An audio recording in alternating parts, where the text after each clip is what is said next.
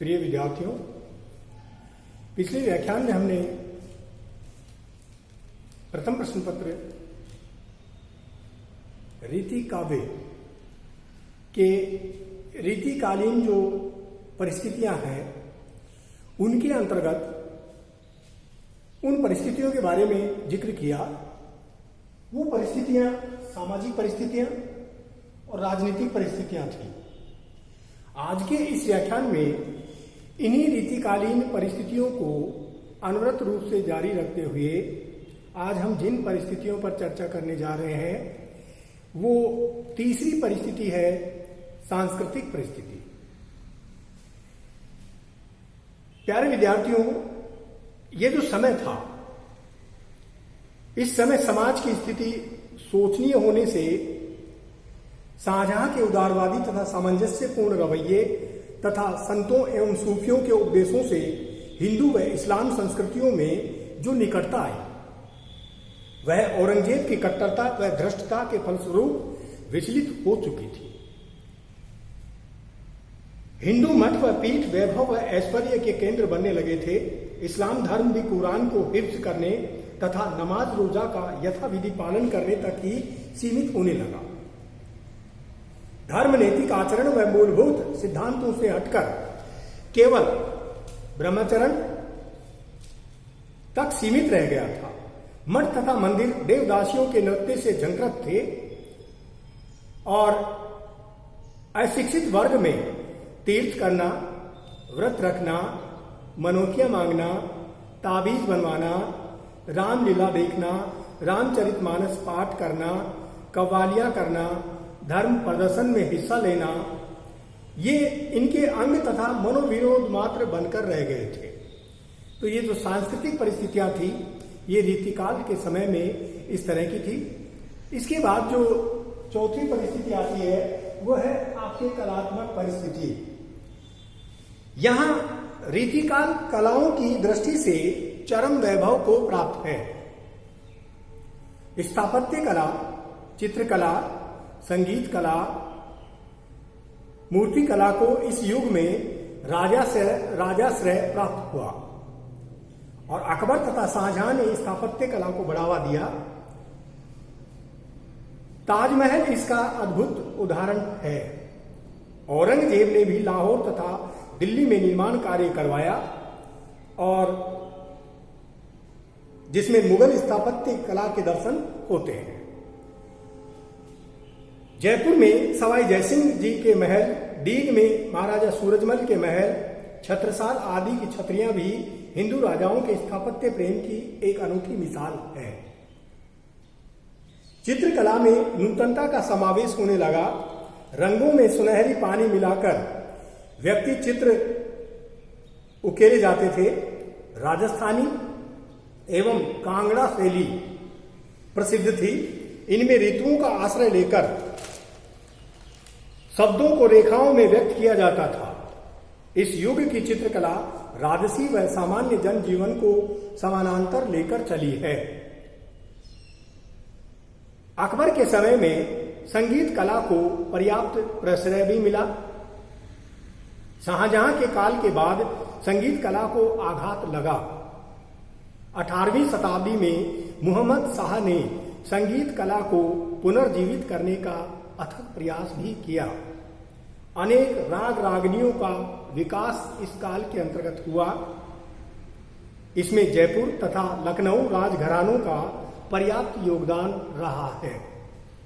पांचवी जो परिस्थिति आती है वो है आपके साहित्यिक परिस्थिति।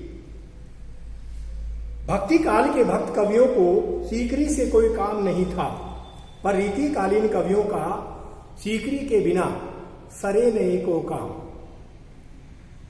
साहित्य की दृष्टि से यह युग पर्याप्त प्रश्रय प्राप्त था, किंतु कवियों को अपने आश्रयदाताओं की अभिरुचि का विशेष ध्यान रखना पड़ता था, जिससे प्रतिभावान होते हुए भी ये लोग अपने सृजन का उत्तमोत्तम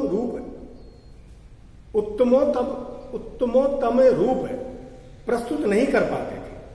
राज्यसभा का सदस्य होने में गौरव था तथा राज कवि होने से यह गौरव और अधिक बढ़ जाता था। ठाकुर कवि का कहना है, ठाकुर सो कवि भावत मोही जो राजसभा में बड़प्पन पावे। इस काल के कवियों का मूल उद्देश्य था अर्पण सामर्थ्य का प्रदर्शन तथा विलासी आश्रयदाताओं को प्रसन्न करने के लिए श्रृंगारिक तथा अतिरंजित शैली में प्रशस्तियों की रचना करना।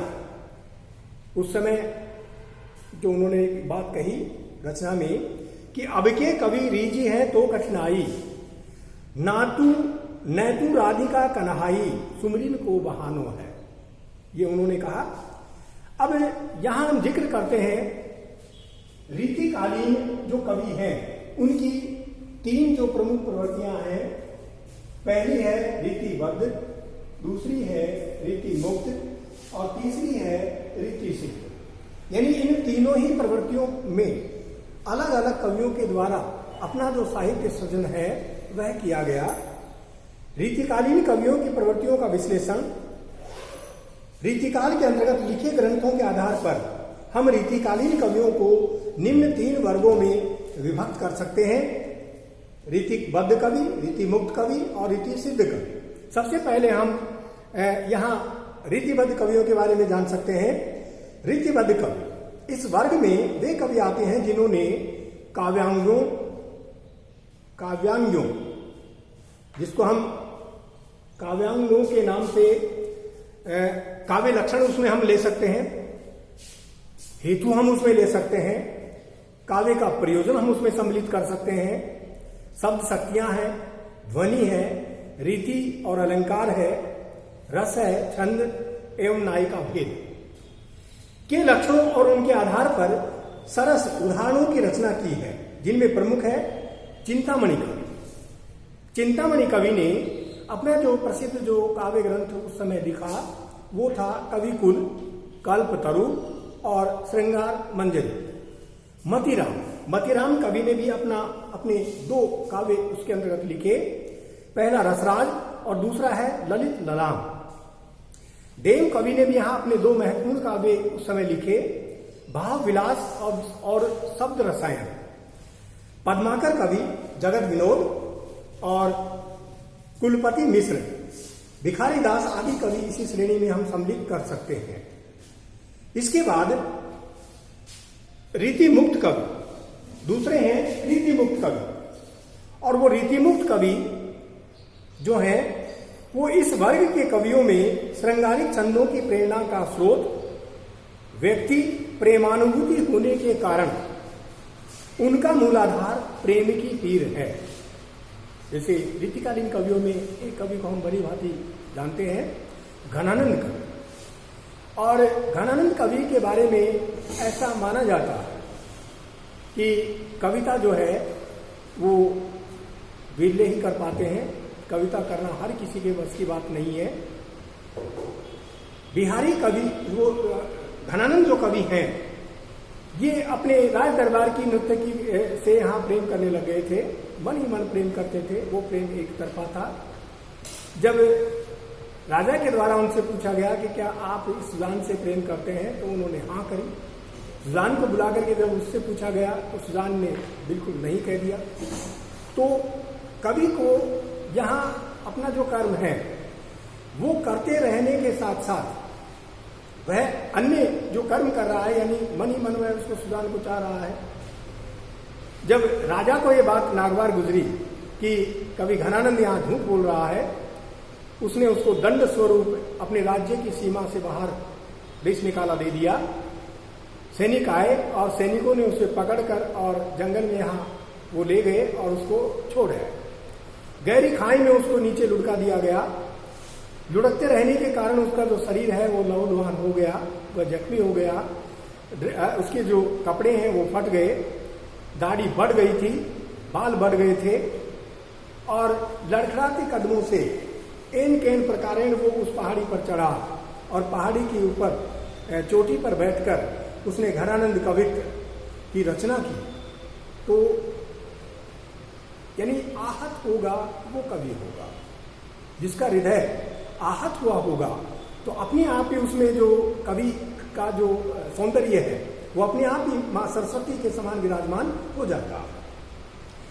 अब यहाँ रीतिमुक्त कवियों की श्रेणी में दूसरा जो वर्ग है इसका वह है रीति मुक्त कवि। इस वर्ग के कवियों में श्रृंगारिक छंदों की प्रेरणा का स्रोत व्यक्ति प्रेमानुभूति होने के कारण उनका मूलाधार प्रेम की पीर है, और घनानंद कवि को हम प्रेम की पीर का कवि कहते हैं, प्रेम की पीड़ा का कवि उन्हें कहा जाता है। अर्थात इन्होंने लक्षण ग्रंथों संस्कृत की परंपरा का निर्वाह नहीं करके आत्मानुभूति व स्वच्छंद प्रवृत्ति को अपने काव्य का आधार बनाया। ठाकुर के जो कवित्व हैं, लोगन कवित्व कीबो खेल करी जानो है, अर्थात लोग कविता को करना एक खेल जानते हैं, अर्थात कविता करना खेल जान रखा है। इससे ये स्पष्ट हो जाता है कि शास्त्रीय दृष्टि के वे विरोधी थे। इस प्रवृत्ति में घनानंद को हम ले सकते हैं, आलम को हम सम्मिलित कर सकते हैं, ठाकुर कवि भी स्वयं इसमें सम्मिलित किए जा सकते हैं, बौद्धा कवि भी इसी प्रवृत्ति के अंतर्गत यहाँ सम्मिलित होते हैं।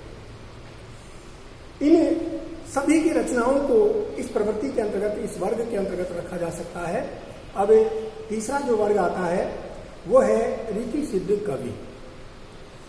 बिहारी जो कवि हैं वो इस वर्ग के एकमात्र प्रतिनिधि कवि कहे जा सकते हैं, और इनका एकमात्र ग्रंथ बिहारी सतसई है। हर जो दोहा है, बिहारी सतसई के जो दोहे हैं वो वास्तव में बहुत ही सटीक, सरल और बिल्कुल एक सही भाषा का प्रयोग करते हुए कवि बिहारी के द्वारा लिखे गए हैं। तो दोहों के बारे में भी हम बिहारी सतसई में एक दोहा उनके द्वारा लिखा गया है, उसके बारे में जिक्र करते हैं कि सतसई आके दोहरे जो नाविक के तीर, देखन में छोटे लगे घाव करे गंभीर। यानी बहुत ही शॉर्ट एंड स्वीट, बहुत ही संक्षिप्त में वो बहुत बड़ी बात कह देते हैं। और जैसा उनके काव्य के बारे में ये भी कहा जाता है कि बिहारी ने अपने काव्य में भक्ति नीति और श्रृंगार की त्रिवेणी प्रवाहित की है, या उन्होंने अपने काव्य में गागर में सागर भरा है। उन्होंने अपना ग्रंथ लक्षण ग्रंथों की परंपरा से बंध कर नहीं रचा, किंतु अलंकारों का प्रयोग उन्होंने किया, रस का प्रयोग उन्होंने किया, नाई का भेद उन्होंने किया, वक्रोक्ति, रीति, गुण आदि काव्यांगों का समावेश इनके ग्रंथ में स्वतः ही हो गया। और ये उस समय की एक बहुत ही आवश्यकता थी कवियों के लिए। इसमें अलंकारिकता, चमत्कार तथा सौंदर्य दोनों सम्मिलित हैं। अतः इस ग्रंथ के आधार पर बिहारी को हम रीति सिद्ध कवि की श्रेणी में रख सकते हैं। प्रिय विद्यार्थियों, आज के व्याख्यान में बस इतना ही। आगे के व्याख्यान में आपको इन जो रीतिकाल की जो प्रमुख जो प्रवृत्तियां हैं, अर्थात जिनको हम रीतिकाल की प्रमुख विशेषताएं कह सकते हैं, उनके बारे में हम आगे जिक्र करेंगे। धन्यवाद।